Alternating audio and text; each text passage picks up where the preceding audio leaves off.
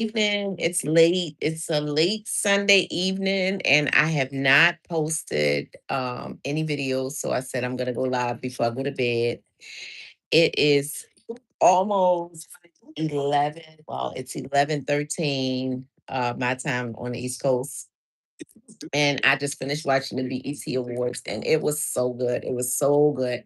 I have not watched the BET Awards in years, and so it was nice to hear some good music and see some new artists.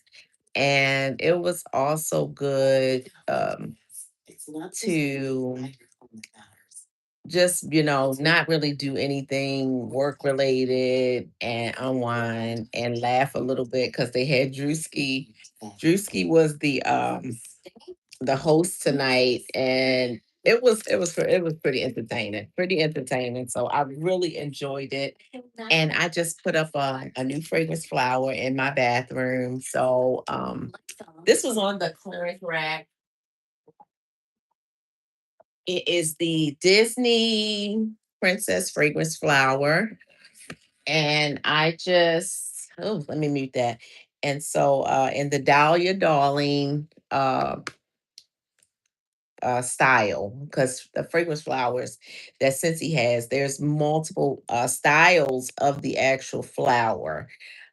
Some are more of a blooming, like a blooming petal kind of leaf. I can't remember the exact name of them, but they have multiple types. So I brought that off the clearance rack and I put it in my bathroom and I put it in my shorts. So if you get a chance to see my short, please check it out. So I'm just on here, just wanting to just, keep posting content to ensure that I, find my audience and share my love of Scentsy with everyone. But I also wanted to get in here and discuss some things that's going on in my real estate pillar of my life.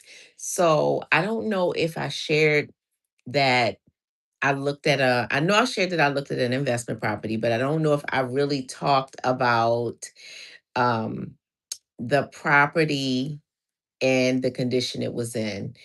Hey Sebastian, how you doing? Thank you for joining my live. I appreciate you being here. So if anyone out there is going to be jumping into real estate, jump down in the comments and tell me about if you have investment properties. Tell me anything that would be helpful to know about jumping into your first investment property. I think my biggest hurdle right now is that I see two properties that I really, really like. One of them has a tenant in it. Okay. And I'm uncomfortable with that. And I don't know about you, but when you have a place and you have your eye on it to purchase and there's already a tenant in the house, y'all tell me how you feel about buying a home that someone already lives in. Because I'm going to tell you like this for me. I don't know the relationship that that person that's selling that home has with that tenant. Now, what if that tenant ain't trying to pay no rent? You buy an investment property so that you can make a profit. And when I say make a profit, I'm not saying inflate the rent 15, 16,000 times. I'm just saying you buy an investment property so that you can eventually accumulate some residual income. And if you have someone living in this home, what if, you know, um, down the line you want to get them out and it becomes a problem for you, now the laws here in Maryland, they are tenant friendly, they really are. Not so much where I used to live in Florida.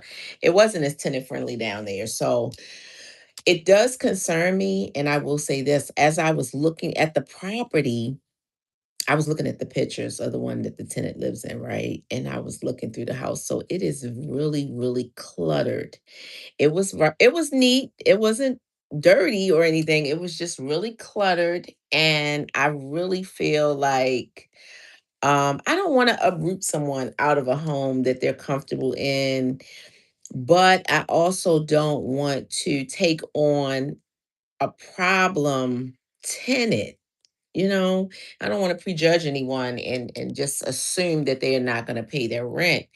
But that's the dilemma I'm faced with. So right now, I thinking I'm going to lean more towards the house that does not have a tenant because I don't want to have to take on that additional stress of trying to get that person out. And the person is paying right now, they're paying like $2,000, right, in the mortgage.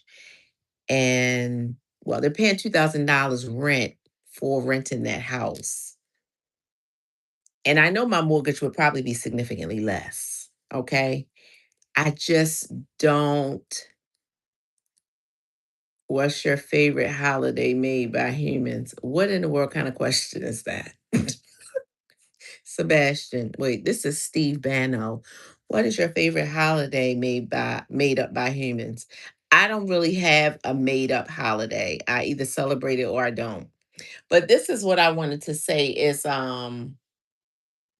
it's been great. Thank you guys for jumping on my live. You tell me, Steve Bano, what's your favorite holiday made up by humans? Valentine's Day? Because I know most men, they don't, unless they're in love, they're like, they don't even think Valentine's Day is real. But it's okay. He said, good answer. Yeah, yeah, yeah.